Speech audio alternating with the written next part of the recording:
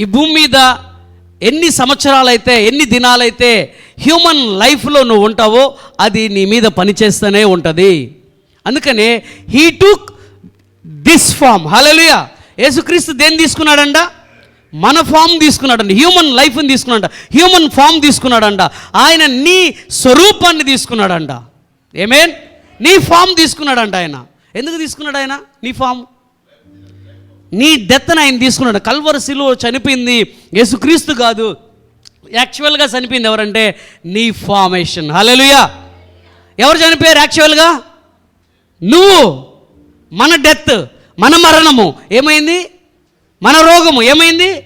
Godly ఫామ్లో మరణం లేదు, గాడ్లీ ఫామ్లో డెత్ లేదు, గాడ్లీ ఫామ్లో వ్యాధి లేదు, గాడ్లీ ఫామ్లో రోగం లేదు, గాడ్లీ ఫామ్లో అప్పులు లేవు.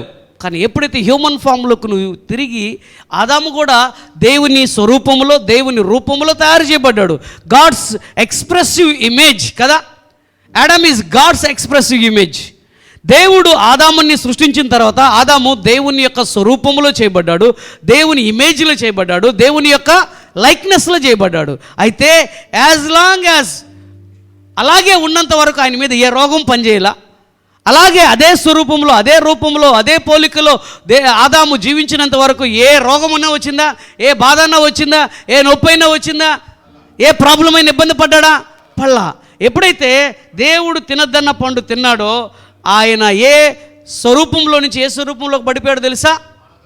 డెత్ లేని స్వరూపంలో నుంచి, రోగం లేని స్వరూపంలో నుంచి రోగం కలిగే స్వరూపంలోకి పడిపోయాడు, మరణించే స్వభావంలోకి పడిపోయాడు. ఎప్పుడైతే హ్యూమన్ ఫామ్లోకి పడిపోయాడో, సర్వెంట్హుడ్లోకి పడిపోయాడో, ఈ భూమి మీద ఏలుబడి చేసే రోగం అనేది అతని మీద అధికారం సాధించింది, వ్యాధి అనేది అధికారం సాధించింది, మరణం అనేది కూడా అతని మీద అధికారం సాధించింది. అయితే నీ కొరకు నీ మరణాన్ని, నీ వ్యాధిని ఇక మీద నువ్వు అనుభవించకూడదని మరలా తిరిగి నువ్వు కోల్పోయిన ఫామ్, మరలా కోల్పోయినటువంటి సామర్థ్యము, కోల్పోయినటువంటి లైక్నెస్, కోల్పోయిన ఇమేజ్ నీకు ఇవ్వడం కోసం 2026 సంవత్సరాల క్రితం యేసుక్రీస్తు వచ్చి భూమి మీద ఆయన కల్వరి సిలువలో ఆయన డెత్ అయ్యాడు. హల్లెలూయా. ఆయన మరణించాడు నీ ఫామ్ తీసుకొని, నీ స్వరూపాన్ని తీసుకొని. ఫిలిప్పీయులకు రాసిన పత్రిక 2వ అధ్యాయము 5వ వచనం. క్రీస్తు యేసునకు కలిగిన ఈ మనస్సు మీరును కలిగి ఉండుడి. హల్లెలూయా. క్రీస్తు యేసుకు కలిగిన ఈ మనస్సు, దట్ మీన్స్ దేవునికి ఒక మైండ్ కలిగి ఉంది, క్రీస్తుకి ఒక మైండ్ కలిగి ఉన్నాడు. క్రీస్తు కలిగి ఉన్నటువంటి మైండ్ నువ్వు కూడా కలిగి ఉండాలి ఈరోజు. హల్లెలూయా.